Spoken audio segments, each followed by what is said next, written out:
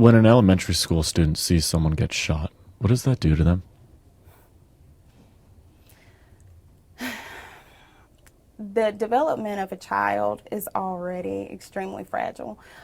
We know that a brain is not fully developed until you're in your late 20s. So if you kind of put that into perspective for a 5-year-old or a 6-year-old or a 7-year-old, and they just don't have the capacity to kind of handle those situations, we're still trying to figure out what it means to be angry, so to have something like that happen, we have this thing called fight, flight, or freeze. And so when you experience something traumatic, your body automatically, or your brain automatically goes into fight, flight, or freeze. So if you're in an environment where something traumatic is constantly happening, your brain becomes conditioned to that. And so you're always on the alert. We have this thing called flipping your lid. And so that basically means when something happens and you go into that emergency response system, your brain just kind of flips. And you go automatically into that fight, flight, or freeze. And so when you're constantly going through something like that, you are always on high alert. So we have students who are very anxious, constantly looking over their shoulders, believing that something is going to happen at the drop of the dime. And just think about it from their perspective. If you are, as an adult, are constantly thinking that something's going to happen and you constantly have to look over your shoulder and wait for the other shoe to drop, are you really going to be able to focus on anything else but survival? And that's where a lot of our students are. What is the violence in our community doing to these kids? The impact it's immeasurable.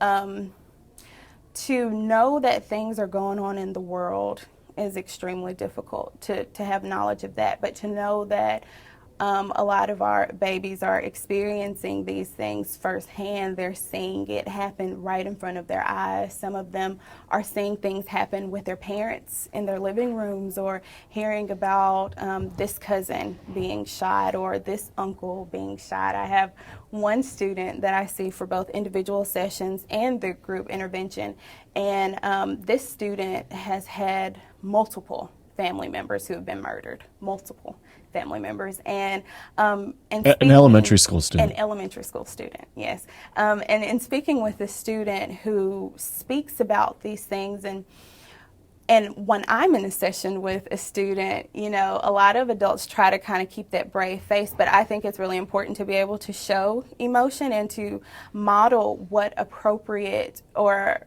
well, I won't say appropriate, I won't say that, to be able to model what emotions are and that it's healthy to have emotions. And so I've had sessions and have cried with a student, because to hear some of these stories, it's unthinkable to think that this could happen to anyone. But when it happens to a 6-year-old, it's heartbreaking. But that's why we're here. That's why we're here, to try and make a difference and to try to teach them that even though these experiences have happened to us, this doesn't have to be the end.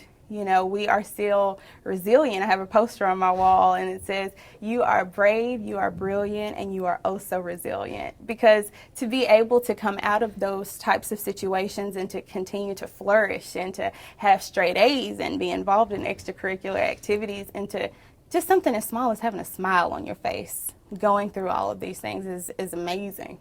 It's amazing.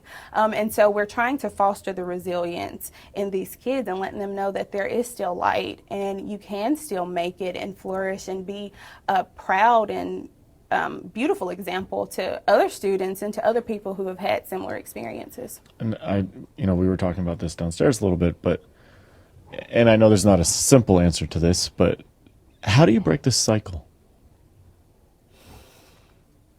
Education. In my work, I work with the students, with the faculty, but I also work with parents. And with our group interventions, especially with the Bounce Back, the Resilience Building program, everything that I work on with the students, the parents have access to this information. The parents are contacted every week, and they we go over the different interventions that the kids are learning in group so that they're able to practice with the students or with their students at home.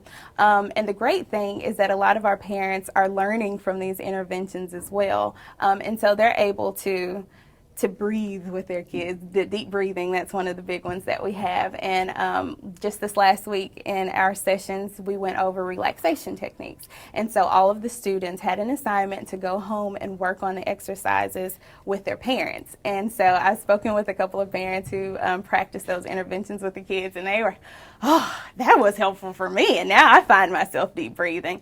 And it's wonderful to know that it's relationship building between the school and the parents, but also really fostering that relationship between the parents and the students, but educating the parents on the impact that stressful situations have on children. There's a lot of parents who don't really think that it has too much of an impact, or, they're too young, they probably don't know what's going on, or, but one of the things I like to say is if they're so young and they don't know what's going on, that could have even more of a profound impact